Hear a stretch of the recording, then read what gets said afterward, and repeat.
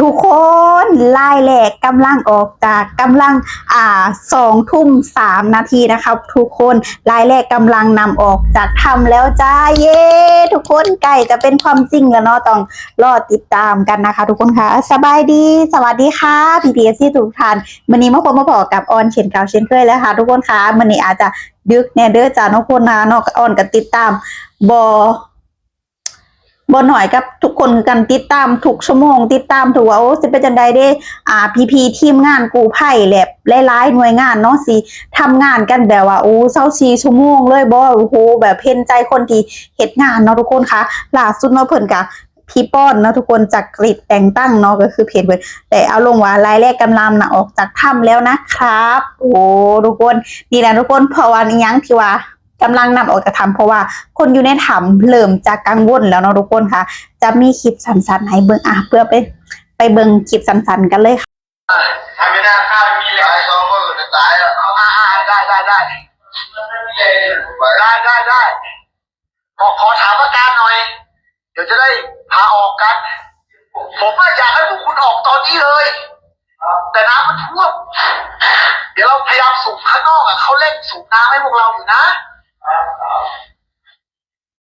ประชาชนมันมีไปมากป่ะฮะประชาชนมันมีคนมากโอ้เยอะเลยประชาชนนี่เยอะเลยชื่อยังชื่ออีเอาเป็นยังไงบ้างอาการเจ็บอกเจ็บอกโอเคแล้วอะไรอีกเจ็บอกไอตลอดเวลาเจ็บคอ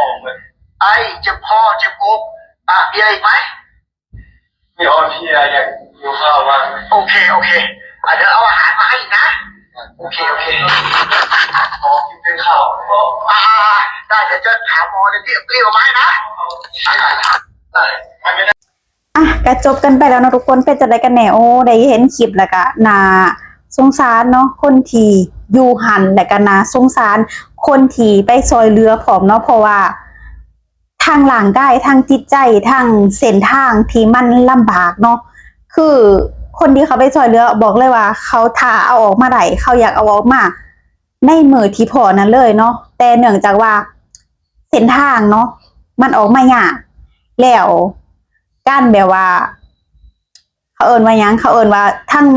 มุดหนามทั้งแบบหลอดทรงแคบมันคล้ายๆว่าหลอดอยู่ในท่อในหน่อยเนาะหลอดอยู่ในท่อในหน่อยตรงอันนั้นไปแบบนั้นเพราะว่าเขาย่านคนที่ในทำคิดอีหยังประมาณย่านคิดร้ายเพราะมันสำคัญแห่งเนาะกับคนที่เขาช่วยชีวิตทีมงานทุกคนพีทีมงานเนาะที่เขาไปซอยเรือเนาะสำคัญแห่งเขาบ่อยากให้คือว่าไงเขาบ่อยากให้ผู้ที่อยู่ในถ้ำออกมาแหละแบบ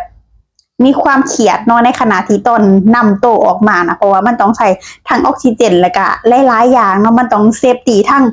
คนซอยนำแล้วก็เซฟตี้คนที่อยู่ในถ้ำนำแล้วก็ที่กำลังจะออกมาแต่ตอนนี้เนาะก็สามารถน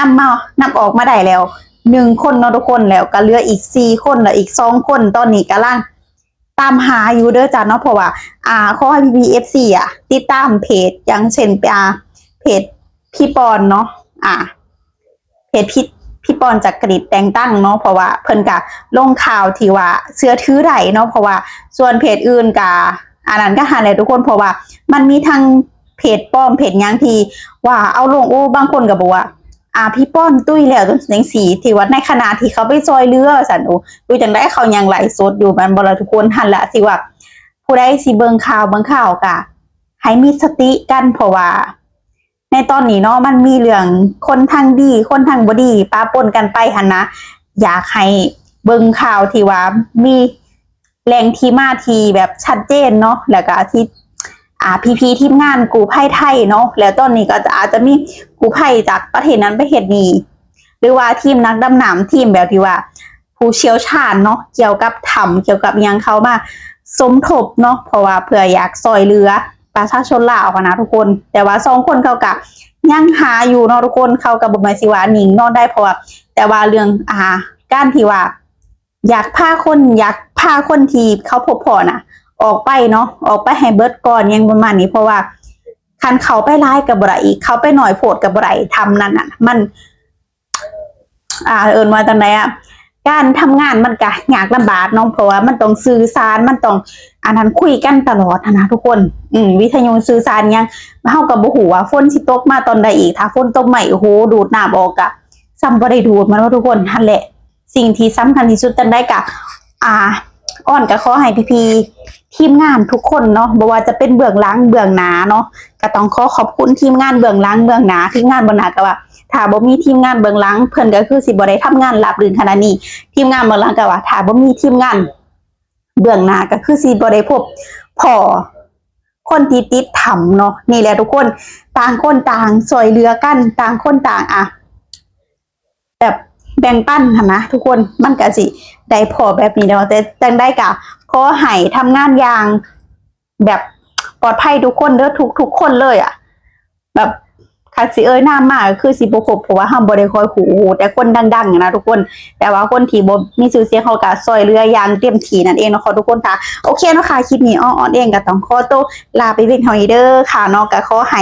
คนที่ออกมาปลอดภัยเนาะปฏิบัติงานเพราะว่าถ้าออกมาแล้วก็ต้องไปให้แพทย์นะทุกคนเพราะว่าอยู่ทำด้นหั่นนะถ้าอันนั้นเกินไปก็คือสิบ่ฮู้อ้อนก็บ่ได้ฮู้เรื่องแพทย์เนาะแต่ทีแน่เขาก็คือสิบ่ได้ให้ไปรักษากันเองเขาก็สิให้ทางแพทย์เนาะเพิ่นดูแลเพราะว่าแพทย์ก็อยู่ปากทำทาแล้วนั่นเองนะคะทุกคนค่ะโอเคนะคะสำหรับคลิปนี้อ้อนเองก็ต้องขอตัวลาไปเป็นเท่านี้เด้อค่ะขอบคุณPPFC ทุกท่านที่รับชมรับฟังและเป็นกำลังใจให้จ้าพบกันใหม่ EP หน้าค่ะสวัสดีค่ะ